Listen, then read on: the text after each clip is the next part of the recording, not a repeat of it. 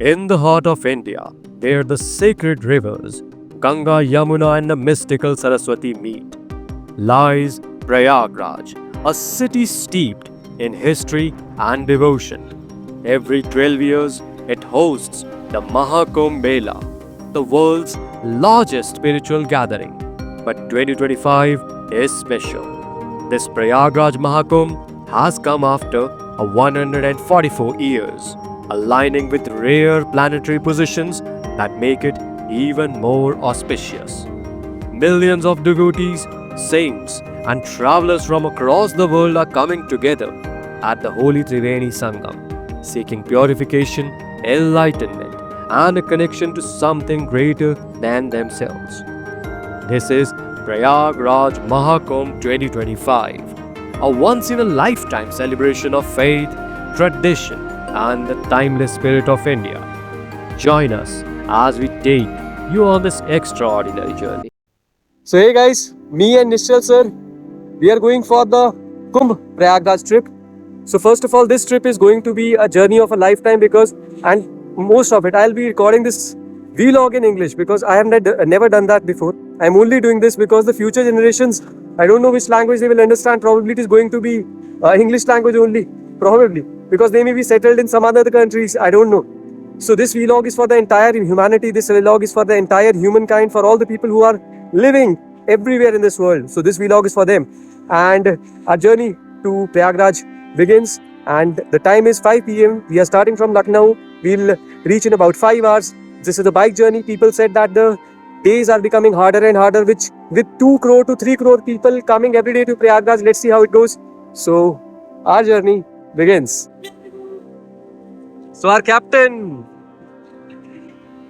and our road. So Nishchal sir, what was your experience about the roads which It we have was encountered? it was awesome.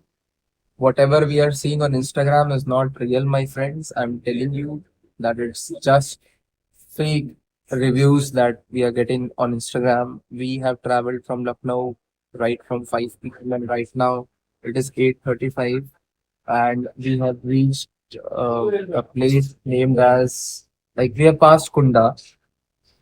So it was Manikpur. Here at Manikpur, and this grand restaurant is there, which is not at all grand, believe me.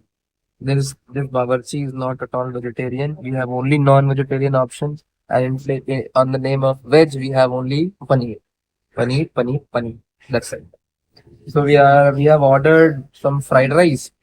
We'll have fried rice, and then we'll pump into Prayagraj somewhere around 11. Before I even entered Prayagraj, I knew something extraordinary was happening. I saw a bus and I also saw many cars, completely packed. Every place was overflowing with people. Faces pressed against windows, family clutching on to whatever space they could find. There was this sense of urgency, this collective determination. Everyone just wanted to reach Prayagraj, no matter how crowded, no matter how hard, because this was a chance that comes once in 144 years, and no one wanted to miss it. As we drove further, I noticed the roads, newly constructed, laid right over the riverbed, built with gravel and stone, temporary pontoon bridges connected one side to the other. The scale of the preparation was unbelievable. One particular road we were on leading us right towards a Bela Kachar parking, a massive 8-kilometer long stretch specially made to accommodate vehicles coming from Lucknow. Different entry points and parking zones had been created for people coming from different parts of the country. And here's the thing, it was late at night, but the city wasn't sleeping. The streets were alive. This isn't just a gathering, it's an emotion, a once in a lifetime celebration. As I stepped into Mahakumbh, I was immediately swallowed by an ocean of people. The crowd was massive, intense, chaotic, and deeply spiritual all at once. Moving ahead, I saw a giant tent to my left, one among the many spread across the Kumbh grounds. Small electrical vehicles ferried people for 500 to 600 a ride. Huge SUVs and other luxury cars were visible even at midnight, a reminder that this spiritual gathering draws everyone, from villagers to VIPs. At this point, we were still 5-6 kilometers away from the main event ground, but even from here, the glowing floodlights ahead were overpowering. The sheer scale of this Mela, it's almost otherworldly. The closer we got, the denser the crowd became. By 12:15 a.m., we reached a place called Kachhabdwar. From here, the sacred Sangam, where the rivers meet, was still 3 kilometers away. And of course, you can't escape the poisonous snakes of India, those who spit gutka on every wall they see. A small yet disturbing part of the pilgrimage. We parked our bike nearby and began the final stretch on foot. The energy was electric. You could feel the faith, the devotion, the urgency. Everyone was marching towards one spiritual goal. So we have finally reached Kachhabdwar, and here is the expression. Nishal sir, how was the ride? It was awesome, awesome. 144 years is worth. And look at the crowd. Just look at the swaths of crowd. Massive amount of people have gathered here. It's a massive gathering. So as we can see behind me, massive crowd. And currently we are at the Kachhabdwar. Massive crowd here, and we'll explore the Sangam very soon. So let's go and let's explore the Sangam. Nishal sir, what was your experience of the traffic from Lucknow to here? So it was pretty good. Like I have told you guys earlier that on Instagram many of the reels are getting viral that there is no space. They're not allowing vehicles to rover here and there. But we sailed through our bike in the city. Like, city was ours. No one was stopping us. We were moving into the lane wherever we want. We were stopping wherever we want. In between, we were able to track 2 or 3 persons who were running kind of Ola, Uber, Rapido stuff. So we followed them and we have reached to this particular destination. And I would like to tell you that the Sangam Ghat is only 1.5 kilometers from this place, and I was willing to take my bike to that extreme end. But Sachin sir said, no, we have to keep it over there so that we can explore it. And hence, we are over here in the crowd of and sea. I can't say ocean, but yeah, a sea. Let's see, let's have a deep dive in the Triveni Sangam. Har Har Mahadev. So actually these are the pontoon bridges. These are the temporary bridges which have been made so that people can go from one side to another side. You can see there a lot of people are coming from that side. That further is the Sangam point. People are also bathing here and the puja ceremony all is going on here. So we'll go to that side from that Kalli Paschim bridge, and there the entire Mela setup is there. All the sadhu sants are sitting there. So we'll go right now. And you can see all the people who are taking bath. Har Har Mahadev. So these places, there are many ghats. This is the Sangam Snan Ghat. And the best part is that if you want to change your clothes, there is changing room also is there.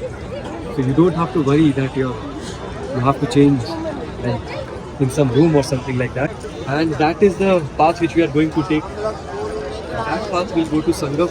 So we are going to Sangam. Too much excited.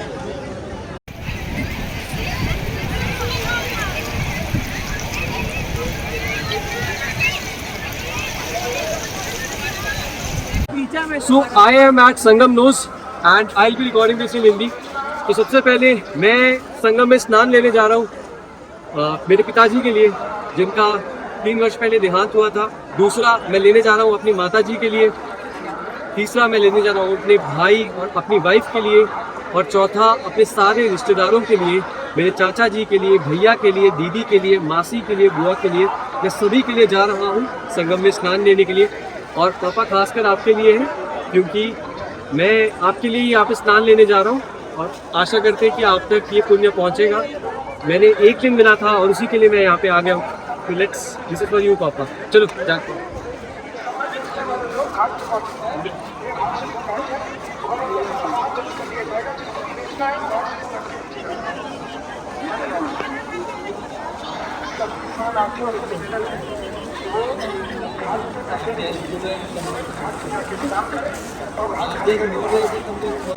सो आज मैं संगम आया हूँ एक पवित्र स्नान के लिए। ये स्नान मैं अपनी माँ के लिए, अपने पापा के लिए, भाई के लिए, भैया भाभी के लिए, पिंकी दीदी के लिए, नीता दीदी के लिए, आप सबके लिए कर रहा हूँ। तो हर हर Ganga.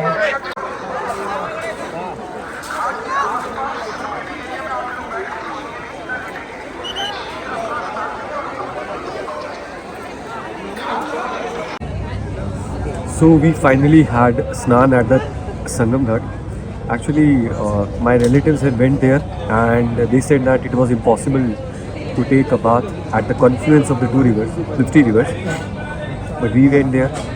The crowd was actually too much, but yes, we were able to take the holy dip and we collected also the holy water with us. The time has just changed from 2 a.m. to 4 a.m. and in 2 hours you can see the massive crowd. Absolutely stunning. And you can see the flag also. So these people are like taking care of each other. They are holding a rope. You can see that. So all the people here will follow the flag, so that is the way they will not get lost. And absolutely amazing. By 4 am, things had changed dramatically. The entire area around Kachap Dwar was flooded with people, jam packed to the point where there was literally no space to even stand still. Where earlier we saw carts moving through, now it was a wall of humanity, everyone inching forward towards the holy Sangam. At around 4 am, we began our journey back. It took us a full hour just to exit the city area. And by 5 am, we were finally outside the main Mela zone. As we drove out, we witnessed a staggering traffic jam on our way to the city. For nearly 4 to 5 kilometers, it was just car after car, bumper to bumper. One side of the road was completely blocked, while the other side, going out of the city, was relatively clear. Vehicles were being stopped and checked at every checkpoint, and that's what caused the pileup. Eventually, we made it back, but this experience, it wasn't a trip. It was a once in a lifetime spiritual adventure. The Mahakumbh is more than a fair, more than a festival. It's a moving ocean of faith. And if you have ever been to Mahakumbh, you are truly blessed. And if you haven't, it's something you must witness once in your lifetime. Brings together people from every corner of the world, united by a single thread of devotion. While we wrap it up, thanks for watching. Jai Hind, Jai Bharat. Don't forget to like, comment, and subscribe.